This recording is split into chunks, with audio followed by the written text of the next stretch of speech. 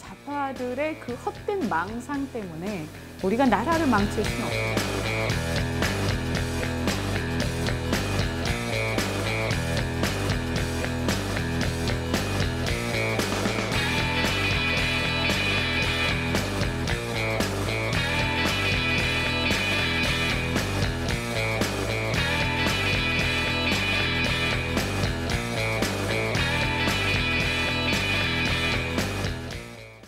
사사건건 플러스 김성환 평론가, 양지열 변호사 자리했습니다. 어서 오십시오. 네, 안녕하세요.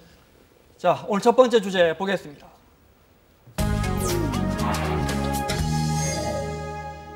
삼성의 미래라는 바이오로직스라는 회사의 지분 가치가 수조 원 뻥튀기 됐다는 의혹. 이재용 부회장이 삼성전자를 지배하는 데 더 유리하도록 하기 위해 일부러 뻥튀기 한 것일까? 지금 금융위원회 발표가 나옵니다. 들어보겠습니다. 실질이 결여되거나 행사에 장애 요소가 있다고 보기 어려우므로 지배력 결정 시 고려해야 하는 실질적인 권리에 해당한다고 판단하였습니다. 다만 국제회계 기준이 2011년에 국내에 최초로 도입된 점, 회사와 에피스가 각각 2011년, 2012년에 설립된 점, 지배력 관련 새로운 회계 기준서가 2013년에 시행된 점 등을 종합적으로 고려하여 2012년과 2013년의 회계처리 기준 위반의 동기를 과실로 판단하였고 2014년의 경우 임상실험 등 개발 성과가 가시화된 상황에서 회사가 콜옵션 내용을 처음으로 공시하는 등 콜옵션의 중요성에 대해 인지하였던 점을 감안하여 위반 동기를 중과실로 결정하였습니다. 2015년 에피스 주식의 공정가치 평가 차익 인식 관련입니다.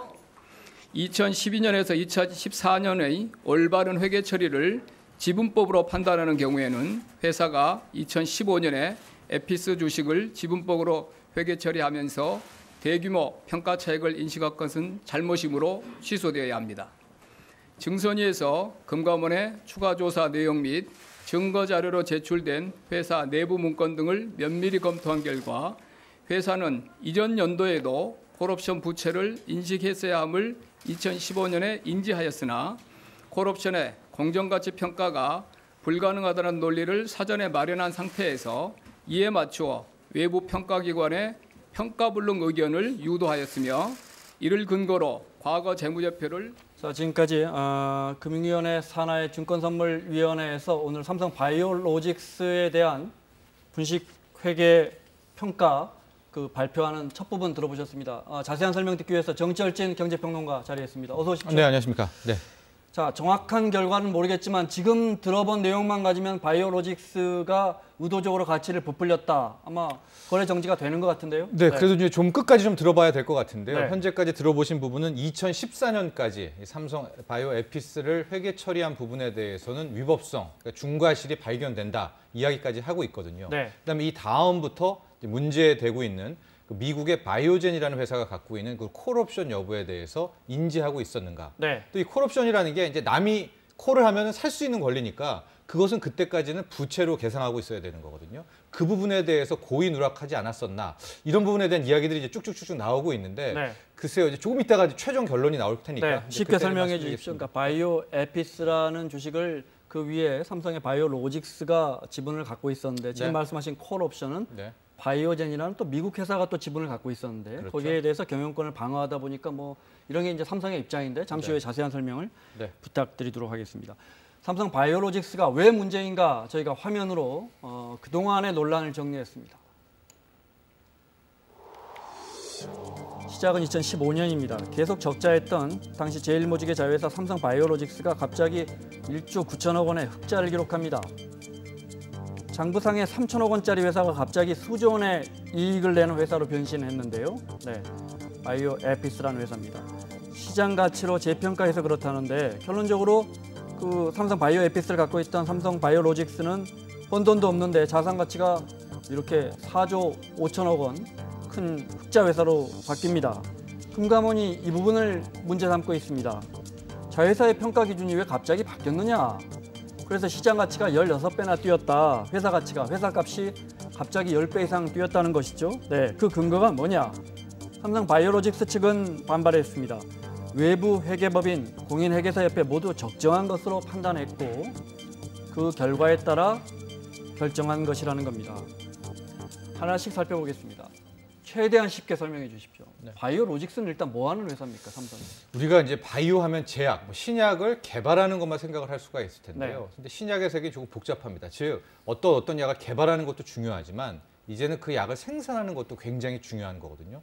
왜냐하면 우리가 뭐 꿈을 꿀 수는 있지만 네. 구현하는 것도 이제 점점점 복잡하면서 어렵지 않습니까? 그래서 지금 뭐 이제 속된 말로 우리가 바이오시밀러라고 하고 더 여러 가지가 나올 수가 있는데 삼성 바이오로직스라는 회사는 그런 것들, 이제 뭐 CMO라고 하는데 위탁 생산을 받아서 그 어려운 약들을 대량 생산할 수 있는 그런 능력을 가진 회사거든요. 네. 이거 쉽게 생각하면 우리가 반도체를 생각하시면 될 텐데 반도체도 비메모리 반도체, 메모리 반도체처럼 뭐 칩을 생산할 수 있는 그 능력도 중요하지 않습니까? 네. 그런 회사다 이렇게 보시면 되겠습니다. 그러니까 삼성이 만든 바이오 회사인데 바이오로직스라는 게 그러니까 쉽게 말해 약을 만드는 회사군요. 그렇습니다. 직접적으로. 네. 네. 근데 공장 지어가지고. 개발이라보다 그렇죠. 생산하는 회사. 공장 지어가지고 생산하는 회사. 네. 지금 들어온 소식입니다. 증선이가 회계기준 고의 위반 사실을 확인하고 검찰에 고발하고 거래를 정지했습니다. 지금 증시는 마무리된 오늘 장은 마무리됐기 때문에 내일부터 이제 거래가 정지된다 이렇게 이해하면 될 것 같습니다. 자, 시청자분들이 보기에는 바이오로직스는 뭐고 바이오에피스는 뭐냐 또 이렇게 될 것 같아요, 그죠? 그러니까 네. 이 바이오에피스는 바이오로직스의 원래 회사로 보면 R&D 부서라고 있지 않습니까? 네. 연구 개발을 하는 부서가 있는데 그걸 부서를 따로 둔 게 아니라 떼놨군요. 따로 떼서 별도의 회사로 만들었던 겁니다. 네. 그러니까 바이오에피스 주식을 삼성 바이오로직스가 91%를 사실상 완벽하게 지배하고 있는 회사인데 네. 이 바이오에피스라는 회사의 지분 가치가 갑작스럽게 늘어났다는 거죠. 네. 그 고평가가 된 겁니다. 그러다 보니까 삼성 바이오로직스도 자연히 따라서 네. 이 조금 전에 보신 것처럼 3천원에서 5주대로 올라선 거죠. 이해하겠습니다. 자, 삼성물산, 제일모직과 삼성물산이 합병해서 지금 삼성물산이죠. 삼성물산이 삼성 바이오로직스의 대주주고 지금 말하는 그러니까 바이오로직스는 정철진 평론가 설명대로 약을 공장 지어서 약 만드는 회사입니다. 거기에 연구 개발하는 일종의 자회사 같은 게 삼성 바이오에피스인데 삼성 바이오에피스의 지분이 갑자기 몇 조 원 가치 평가가 지분 평가가 갑자기 몇 조 원 2015년에 되면서 삼성 바이오로직스까지 얼떨결에 흑자를 내는 아주 우량한 기업으로 됐다는 게 이제 금융당국의 생각인 것 같습니다. 중요한 건 2015년에 장부상 가치가 있는데 시장 가치, 그러니까 미래 가치까지 포함한 가치를 장부에 올렸어요. 이 부분이 핵심인 거죠. 그러니까 이번 사태의 어떤 근본적인 것들을 설명하는 단어가 있죠. 분식. 네. 그러니까 실제로 뭔가 물건을 팔아서 이익을 얻어서 기업 가치가 올라가는 게 아니라 그냥 장부상으로만 가치를 뻥튀기 했다. 이제 이런 얘기가 나오는 건데요. 그러니까 방금 전에 얘기하신 것처럼 그 방법이 뭐냐? 그러니까 지금 그 삼성 로직스, 바이오로직스하고 에피스가 나오는데 바이오로직스하고 에피스의 관계는 종속회사의 관계였어요. 네. 근데 이거를 관계회사로 바꾸는 겁니다. 이것도 그냥 서류상으로만 바꾼 거예요. 근데 관계회사로 바꾸면은 지분법에 적용을 받기 때문에 시장 가치로 기업을 평가할 수 있게 됩니다. 네. 그러니까 장부 가치로 평가됐을 때 한 3천억 정도밖에 안 되는 회사가 갑자기 5조 원짜리 회사로 둔갑을 하게 된 거예요. 바이오에피스가요? 네, 바이오에피스가. 그러니까 바이오에피스를 주식을 대부분 갖고 있는 바이오로직스 기업 가치도 같이 따라 올라갔던 거죠. 네. 자, 거기까지 알겠습니다. 그러면 핵심은 네. 그때 왜 삼성이 바이오에피스라는 회사 3천억 원 정도의 장부 가치가 있는 회사를 한 4조 몇천억 되는 시장가로 갑자기 회계처리 기준을 바꿨을까 그렇죠. 하나하고 네. 바꾼 게 적법했는가 결국 이 문제군요. 그렇습니다. 네. 그 적법성의 문제인 것인데요. 네.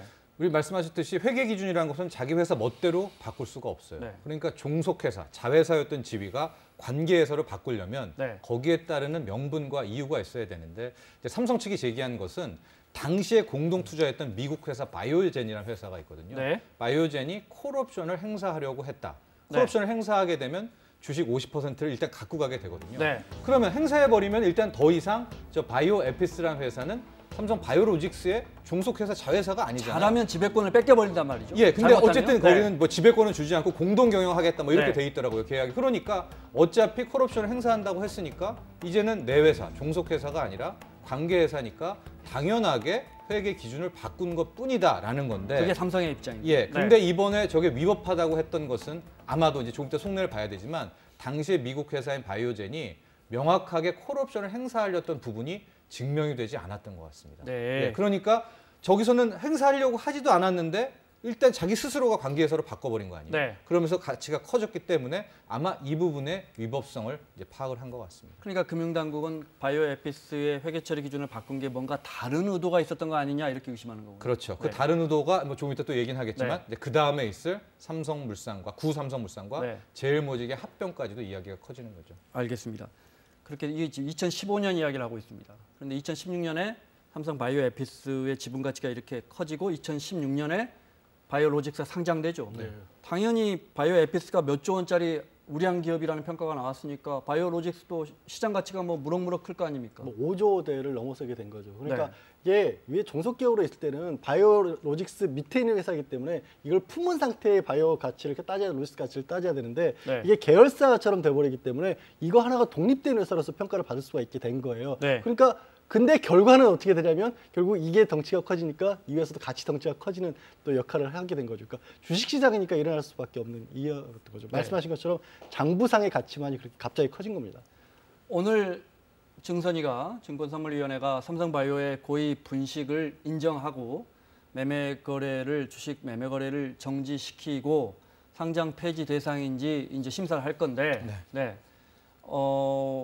이 말은 곧 뭐 저희가 자세한 내용이 나와야겠지만 지금 막 발표가 나온 거지만 그렇지만 다시 정리하자면 2015년 당시에 삼성이 바이오에피스의 지분 가치를 장부가로 하지 않고 시장가로 했다는 것 자체가 잘못됐다 이렇게 인정한 거 아닙니까? 그렇죠. 그게 고의라는 것이고 고의다. 거기서 위법을 발견했다. 결국 그러면 분식회계가 되는 거죠. 그렇죠. 왜냐면 가짜로 장부를 꾸몄으니까. 멋대로 꾸민 거죠. 네. 종속회사에서 관계회사로 그 지위를 임의대로 바꿨기 때문에 네. 아마 그 부분에 있어서 이제 위법성을 밝혀냈다 이렇게 보여지겠습니다. 네.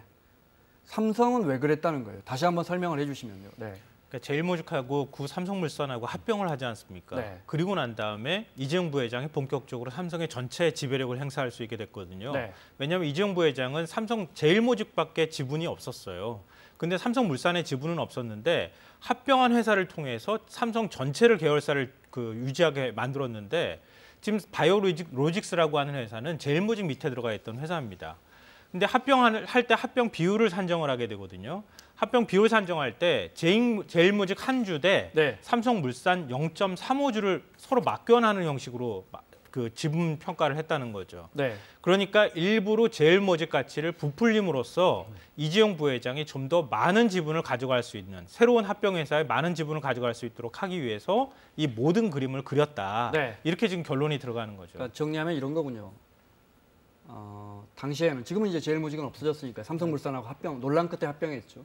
근데 제일모직이 있고 제일모직 근데 삼성물산과 합병할 때 이재용 부회장이 제일모직 지분이 많았단 말이죠. 그때 당시가 한 25%가 됐었고, 그렇죠. 예, 네. 또 뭐 이부진 다 합치면 한 네. 오노일가가 거의 주요 주주라고 보여집니다. 제일모직 지분 가치가 그러니까 높게 평가받을수록 이재용 부회장이 유리한 거죠. 그렇죠. 그렇죠. 굉장히 유리하죠. 근데 제일모직이 그때 당시에는 삼성 바이오로직스를 갖고 있었고요. 당시에 한 50%, 56% 거의 그러면 절반 이상을 갖고 삼성 있었습니다. 바이오로직스의 지분 가치가 높이 평가될수록 이재용 부회장한테 유리하군요. 그렇죠. 네. 삼성 바이오로직스의 가치가 높게 평가될수록 제일모직의 가치가 높게 평가되고 네. 그럴수록 나머지 이제 삼성물산과 합병할 때 있어서 유리한 고지를 점령하게 된다.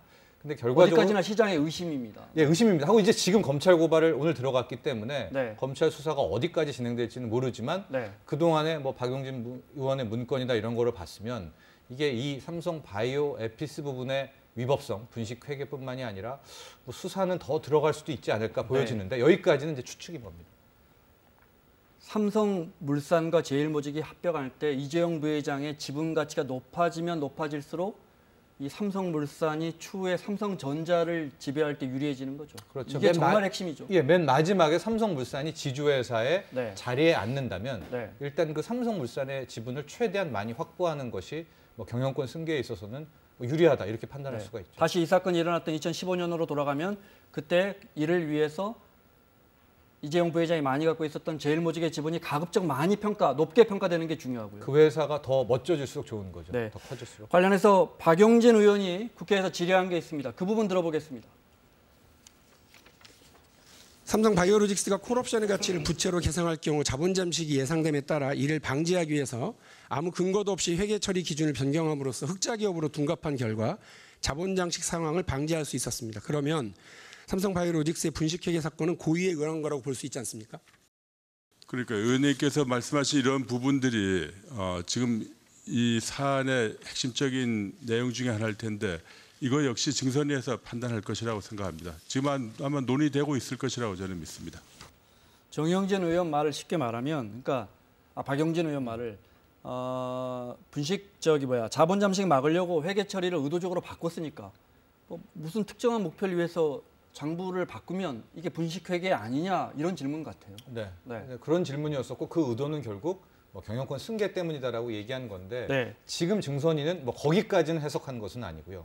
일단 그 회계 기준 처리, 바이오에피스를 관계에서로 바꾼 부분에 대해서는 네.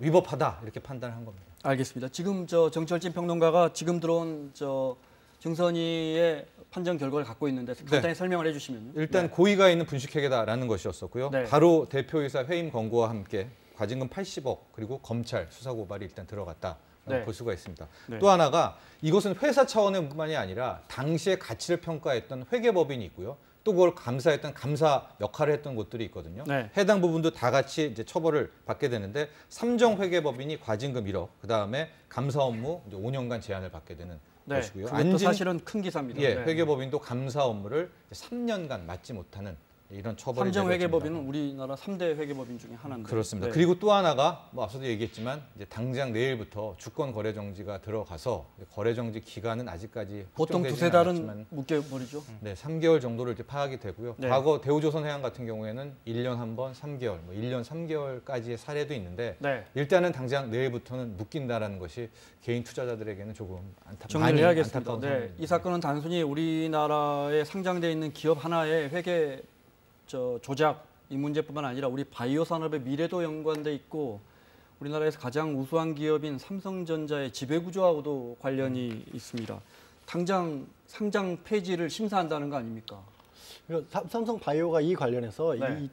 이 제 후계 구도를 나올 때 앞으로 삼성의 미래 먹거리에서 바이오란 말을 굉장히 강조를 해왔었거든요. 네. 근데 그 강조했던 게 사실 정말로 미래 구도를 위한 게 아니라 자신의 지분 강화하고 후계의 승계를 위해서 강조했던 게 아니냐는 의혹까지도 받을 수밖에 없는 상황이 되고 네. 그렇게 될 경우에 우리 재계 1위라고 하는 삼성의 또 어떤 명분이랄까 이런 부분들이 그만큼 또 깎이게 된 거죠. 네.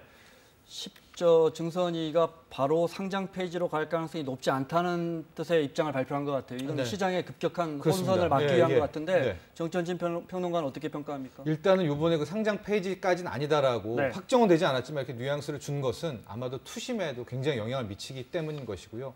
그동안에 이제 이런 분식 회계 관련해서 상장 폐지하려면 회사 자체가 완전히 막 자본 잠식이라는 망가져야 되는 그런 사안이기 때문에 네. 일단은 증선위가 이제 분식 회계는 판단 내렸지만 상장 폐지 부분까지는 아직은 아니다라고 아까 투자 말하면 심리를 위해서 얘기를 한 겁니다. 주식 매매 거래는 정지되지만 이게 상장 폐지로 갈 가능성은 그렇게 높지 않다 이렇게 봐도 되겠습니까? 네, 현재 증선위가 그런 입장을 전했으니까 네. 일단 그렇게 생각하시면 될 것 같습니다. 여기까지 듣겠습니다. 정철진 평론가였습니다. 고맙습니다. 네.